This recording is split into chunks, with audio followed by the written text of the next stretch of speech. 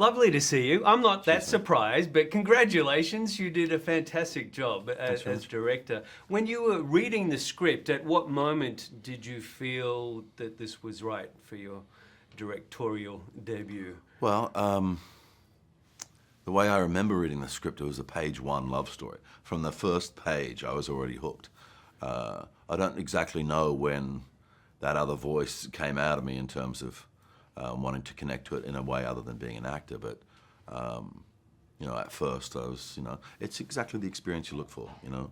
I'm reading it, I connect to the character, I have this sort of visceral connection to what's going on in the story, I start making notes on behalf of the character, but then there was this other thing that was happening while I was reading it, where in some sort of strange way I believed that I could read between the lines and see into the shadows, you know. When I go meet a director, I don't want to hear like a wishy-washy perspective. I want to hear that that person, male or female, definitively believes that they're the only person in the universe who should tell this story. And that's what you'll get from a meeting with Ridley Scott or Peter Weir or Darren Aronofsky in particular, you know. And as I was reading it, it just came out of me, man. This voice that just said, you have to take responsibility for the story, you know, that only you have the sensitivity, you know, to both sides of the story to actually, you know, take advantage of the opportunity that it gives you. Put a different perspective on something that all Australians and New Zealanders think they know about. Right.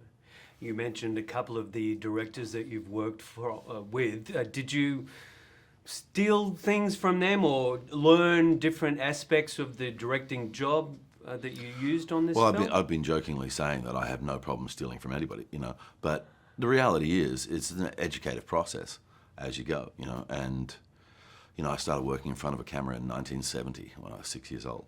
I've been doing lead roles in feature films for 25 years. So my cumulative on-set experience is vast. My tertiary education, you know, in the practical day-to-day on-set making of a feature film is, you know, it's up there. It's what I know. You know, I am of this gypsy tribe that makes films. You know, I speak the language. So sure, every single director I've worked with, there's either something of them or a problem that they solved, which I will have taken in and said, yeah, that's something I'm going to use. Or equally, there might be things that happen on the set where I say, I'm never going to do that. You know, so. But, you know, like all creative process, man, there's always influence, but it still comes through your filter. Right. Your character, Joshua, is a man upon whom is visited inconceivable tragedy. Mm-hmm. As a father, how did that affect you and resonate within you to guide your performance? Well, it's very definitely one of the things that connected heavily. I mean, you know, when I'm reading that script at first, you have the cultural connection and the importance of Gallipoli to Australians and New Zealanders, to have the fact that it's a story about a man with 3 kids. They go off to war, they don't come back, and the grief that he experiences. And as a father of 2, obviously that's going to be something that connects with me heavily.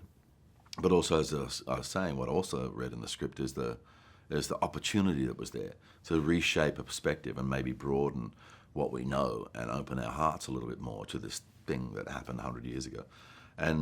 But each of the individual characters connected to me as well in terms of what Aisha was going through culturally.